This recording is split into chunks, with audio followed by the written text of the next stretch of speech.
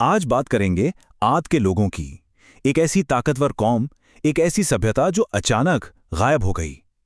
ये सिर्फ कोई किस्सा कहानी नहीं है, बल्कि ये इतिहास के वो पन्ने हैं जो हम सबको सोचने पर मजबूर कर देते हैं।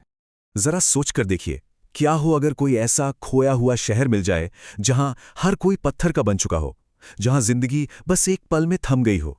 लोग, जानवर, सब कुछ जैसे थे वैसे ही पत्थर में तब्दील हो गए हों।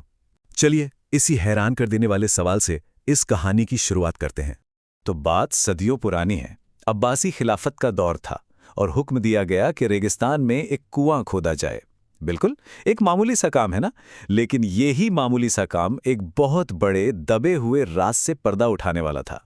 मजदूर दिन रात लगे रहे, खोदते रहे, लेकिन पानी का कोई नामो निशान नहीं। और फिर अचानक जमीन की गहराइयों में उन्हें एक छोटा सा सुराख मिला। लेकिन उस सुराख से पानी नहीं निकला, बल्कि उससे निकली एक ऐसी बर्फीली, हड्डियों को कंपा देने वाली हवा कि वहां खड़े लोगों का जैसे खून ही जम गया। हिम्मत करके 2 लोगों को उस खाई में उतारा गया और जब वो वापस ऊपर आए तो उनके चेहरे पर खौफ था। कांपती हुई आवाज में उन्होंने जो बताया वो सुनने वालों के होश उड़ाने के लिए काफी था। उन्होंने कहा, नीचे एक पूरी दुनिया आबाद है, लेकिन वहां जिंदगी का कोई निशान नहीं। मर्द, औरतें, बच्चे, सब के सब पत्थर बन चुके हैं। ये खबर जब उस दौर के एक बड़े आलिम इमाम मूसा काजिम तक पहुंची तो उन्होंने इस पहेली को सुलझा दिया। उन्होंने बताया कि ये कोई और नहीं बल्कि कौमे आद के लोग हैं, और ये जो हुआ है ये उनके घमंड की सजा थी। तो सवाल ये उठता है कि आखिर ये आद के लोग थे कौन, और उन्होंने ऐसा क्या किया था कि उन्हें इतनी भयानक सजा मिली।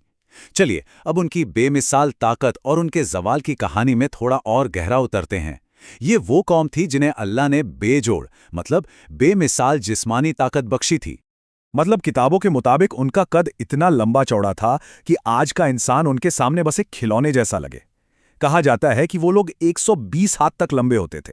सोचिए, ये एक ऐसी हकीकत है जो आज हमारी कल्पना से भी परे है। उनकी ताकत का अंदाजा आप इसी बात से लगाइए कि वो लोग अपने हाथों से छोटी मोटी पहाड़ियों को जड़ से उखाड़ फेंकते थे। उन्होंने सोने और चांदी के पिलर्स पर शानदार शहर बनाए थे, अपने घमंड में ऊंची ऊंची मीनारें खड़ी की, और बस यही बेहिसाब ताकत थी जिसने उन्हें अंधा कर दिया था। वो मानने लगे थे कि उन्हें कोई हरा ही नहीं सकता।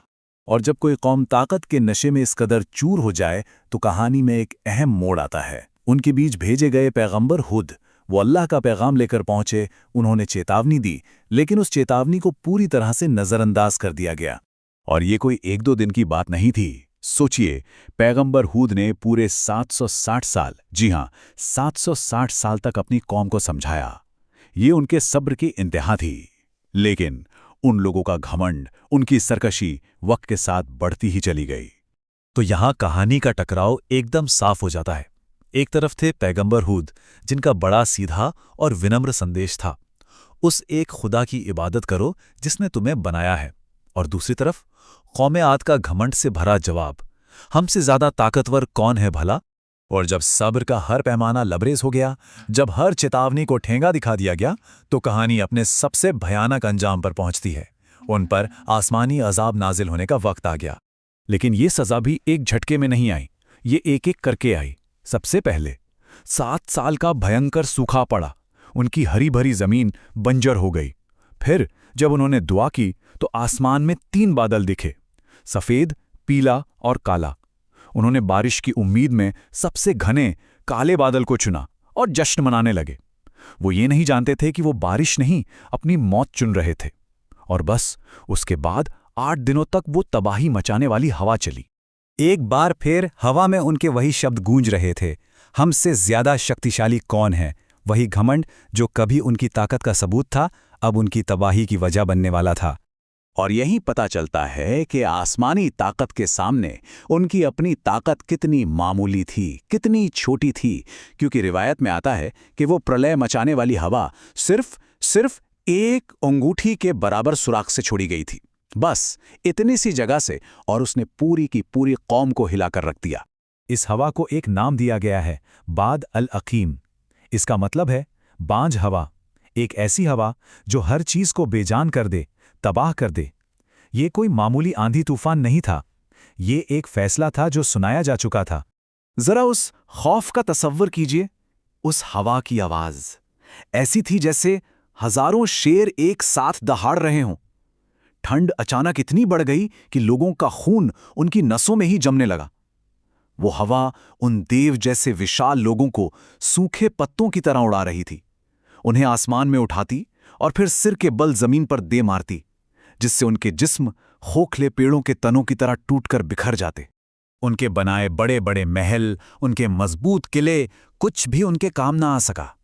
वो भागे, अपने किलों में जाकर छिप गए, सोचा कि ये पत्थर की मोटी दीवारें उन्हें बचा लेंगी। लेकिन वो हवा एक शिकारी की तरह दीवारों को चीर कर अंदर घुस गई और उन्हें बालों से पकड़ पकड़ कर बाहर घसीट लाई। तो इस भयानक तबाही के बाद आखिर बचा क्या? चलिए अब कहानी के अगले हिस्से में चलते हैं और देखते हैं कि रेत के उन टीलों के नीचे कौन से सबक दफन है। देखिए, एक तरफ तो पूरी कौम के लिए वही हवा मौत का पैगाम बनकर आई थी, एक मौत का नाच चल रहा था। लेकिन दूसरी तरफ पैगंबर हूद और उन पर ईमान लाने वाले जो मुट्ठी भर लोग थे, उनके लिए वही हवा एक ठंडी सुखद हवा बन गई।